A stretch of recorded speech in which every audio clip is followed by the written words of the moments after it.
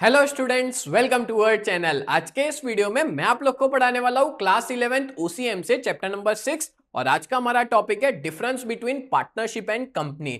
Basically ये वाला topic तो आपकी एक्सरसाइज में नहीं दिया, बट अगर आप लोग के स्कूल वाले टेस्ट में पूछते हैं तो वो आपको 5 मार्क्स के अंदर पूछा जा सकता है, ठीक है। बट एक्सरसाइज में तो नहीं है। अगर एक्सरसाइज के बाहर पेपर बनता है तो ये 5 मार्क में आ सकता है। तो वीडियो को एंड तक जरूर देखना, जिससे आपको पूरा टॉपिक बहुत अच्छे से क्लियर हो जाए। आगे बढ़ने से पहले मैं आपको बता दूं कि अगर आप लोग ने चैनल को सब्सक्राइब नहीं किया है ना, तो जल्द से जल्द कर लेना, बिकॉज जब तक आपका 11-12 फिनिश नहीं हो जाता तब तक मैं आपके लिए वीडियोस बनाता रहूंगा। और हमको ना आपके सपोर्ट की काफी ज्यादा जरूरत है। आपका एक सब्सक्राइब हमको मोटिवेट करता है आपको आपके लिए ऐसे ही अलग अलग तरह के वीडियोस बनाने के लिए। तो चैनल को जरूर सब्सक्राइब कीजिए और अपने सारे दोस्तों तक शेयर कीजिए कि आप लोग के लिए भी ऐसा कोई है जो आपके लिए वीडियो बनाता है, 11 जीएसईबी के लिए वीडियोस बनाता है। तो चलिए शुरुआत करते हैं आज का हमारा topic, difference between partnership and company. Difference between partnership and company के अंदर ना मैं टोटल आप लोग को 11 पॉइंट एक्सप्लेन करूंगा। तो एग्जाम के अंदर 5 मार्क का आता है तो आप लोग 10 पॉइंट भी लिख सकते हो, ठीक है।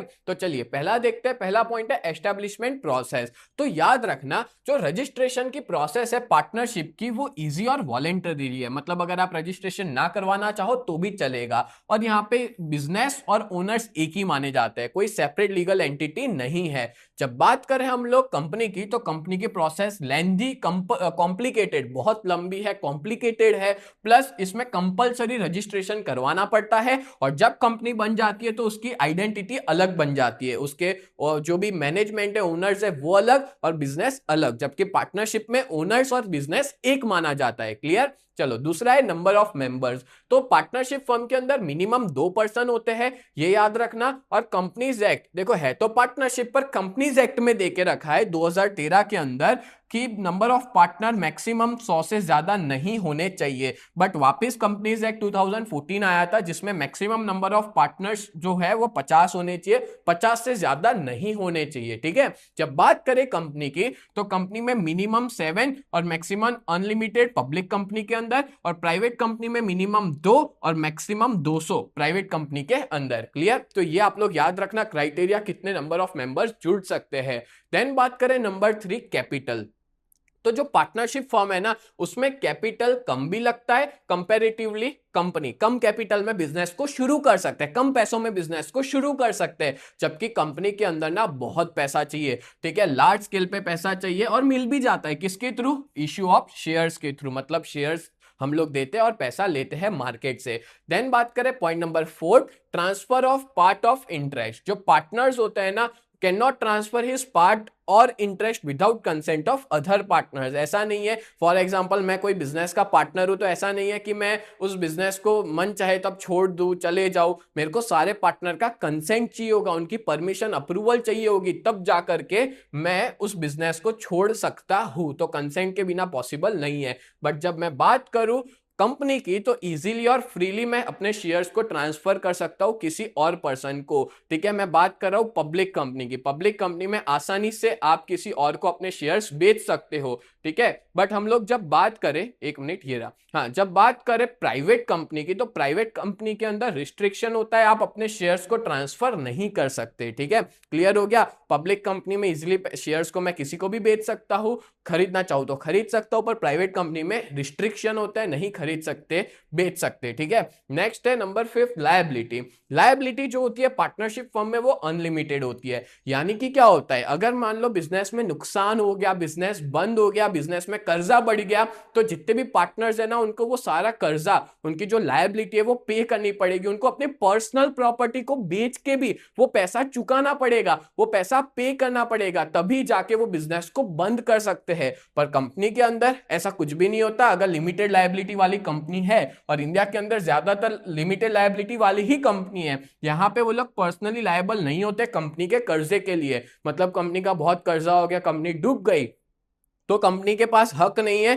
कि उनसे बोले कि भाई आपकी पर्सनल एसेट जो है वो जरा बेच दो, आपकी वो गाड़ी दिख रही है उसको बेच के हमारा पैसा चुका दो। ऐसा नहीं होता। वो किस में होता है? पार्टनरशिप में होता है, कंपनी के अंदर ऐसा नहीं होता। आगे बढ़ने से पहले मैं आप लोग को बहुत इंपॉर्टेंट इंफॉर्मेशन देना चाहता हूं। अगर आप लोग 11 जीएसईबी कॉमर्स में हो और अपनी प्रिपरेशन बहुत ही बढ़िया तरीके से करना चाहते हो ना, तो आप लोग हमारी इस बैच में ज्वाइन हो सकते हो। हमारी बैच का नाम है न्यू बैच, जहां पे हम लोग 4 सब्जेक्ट पढ़ाते हैं, अकाउंट, स्टैटिस्टिक्स, इकोनॉमिक्स और ओसीएम। और इन चारों सब्जेक्ट के आपको लाइव लेक्चर्स भी हम मिल जाएंगे, मतलब मंडे टू सैटरडे हर रोज लाइव लेक्चर्स पढ़ाते हैं, as well as recorded videos भी प्रोवाइड करते हैं। आपको यहाँ पे रेगुलर टेस्ट दे पाओगे, साथ में हैंड रिटन नोट्स मिल जाएंगे, 24/7 डाउट सॉल्यूशन प्रोवाइड किया जाता है। और इस पूरे बैच की प्राइस जो है वो बहुत ही ज्यादा रिजनेबल है, 2999 पूरे साल के लिए, जब तक आपका 11th फिनिश नहीं हो जाएगा तब तक के लिए। और हमारी बहुत ही बढ़िया सी टीम है। मैं आप लोग को इकोनॉमिक्स और ओसीएम पढ़ाऊंगा, कल्पे सर आपको अकाउंट्स पढ़ाएंगे, हिमल सर आपको स्टैटिस्टिक्स पढ़ाएंगे। और अगर आप लोग इस बैच के बारे में और ज्यादा डिटेल में पता लगाना चाहते हो तो आप लोग हमारी वेबसाइट को विजिट कर सकते हो। हमारी वेबसाइट का नाम है www.ugt.co.in। इस वेबसाइट पे आप लोग विजिट कर सकते हो। एज वेल एज अगर आप लोग ने अभी तक हमारी ऐप को डाउनलोड नहीं किया है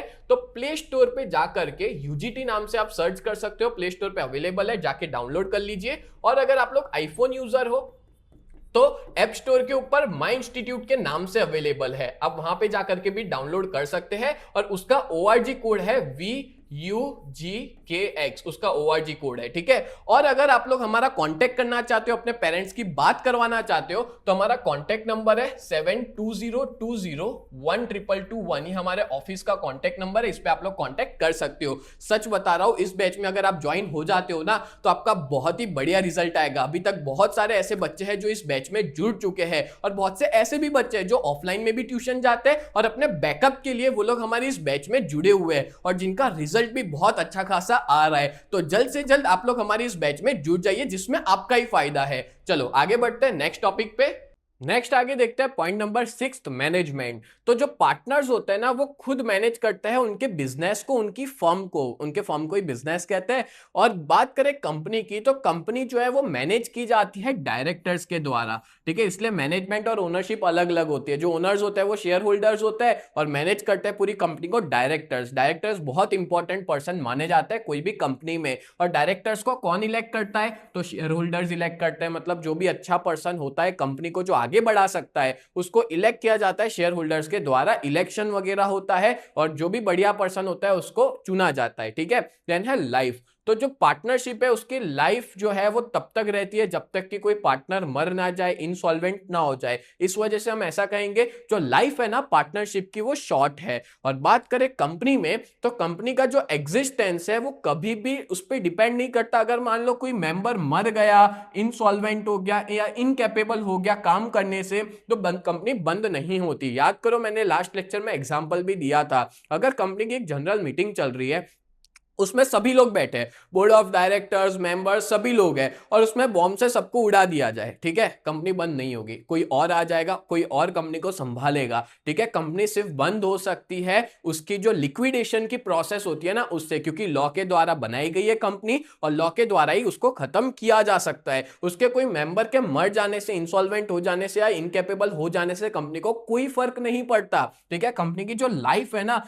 वो लॉन्ग रहती है, लंबी रहती है। देन बात करें मेंटेनेंस ऑफ सिक्रेसी, मतलब कि जो बिजनेस की सिक्रेसी है वो मेंटेन रहती है पार्टनरशिप फर्म में, क्योंकि लिमिटेड लोग हैं, हम थोड़ी किसी को बताने वाले हैं कि क्या चल रहा है बिजनेस में, कितना प्रॉफिट है, कितना लॉस है। और बात करें कंपनी के अंदर, तो बहुत डिफिकल्ट होता है सिक्रेसी को मेंटेन करना। क्यों? क्योंकि यहाँ पे बहुत सारे लोग जुड़े होते हैं, प्लस उनके जो बुक्स ऑफ अकाउंट है ना वो पब्लिश करने पड़ते हैं पब्लिकली, लोगों को बताना पड़ता है कि उनका कितना प्रॉफिट है, कितना लॉस हो रहा है, कितना रिवेन्यू है। सो दैट्स व्हाई हम ऐसा कहेंगे जो कंपनी है उसमें बहुत डिफिकल्ट होता है सिक्रेसी को मेंटेन करना। फिर लास्ट स्लाइड पे आ जाते हैं अपने लोग, वो है फ्लेक्सिबिलिटी। नंबर 9 पे, फ्लेक्सिबल होती है पार्टनरशिप, बट कंपनी में फ्लेक्सिबिलिटी डिफिकल्ट है। कोई भी तरह का बदलाव लाना है ना तो मीटिंग बुलानी पड़ेगी, सबसे परमिशन लेनी पड़ेगी, मेजॉरिटी विंस चलता है, तब जाके कंपनी के अंदर कोई बदलाव आता है। दैट्स व्हाई फ्लेक्सिबिलिटी थोड़ी मुश्किल है।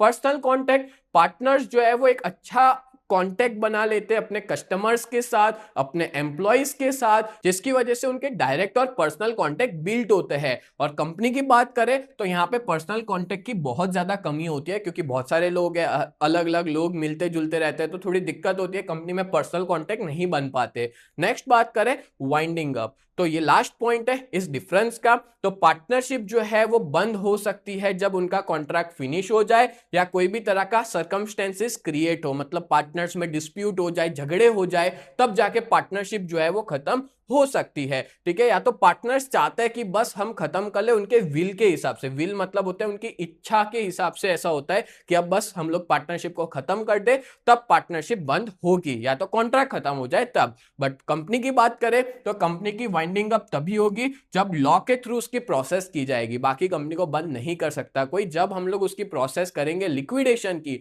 जो कि लॉ के हिसाब से करनी पड़ती है, तब जाके कंपनी बंद होती है। बोलो क्लियर हो गया? तो आज के इस वीडियो में मैंने आपको डिफरेंस समझाए पार्टनरशिप फर्म के और कंपनी के। तो उम्मीद करता हूं ये पूरा वीडियो आपको बहुत अच्छे से समझ में आया होगा। तो ऐसे ही वीडियोस देखने के लिए चैनल को सब्सक्राइब करिए और ये वीडियो को अपने हर एक दोस्त तक पहुंचाइए और हमारे इस चैनल को जरूर सपोर्ट कीजिए आप सभी लोग। तो मिलते हैं नेक्स्ट वीडियो में, तब तक के लिए bye and thank you so much.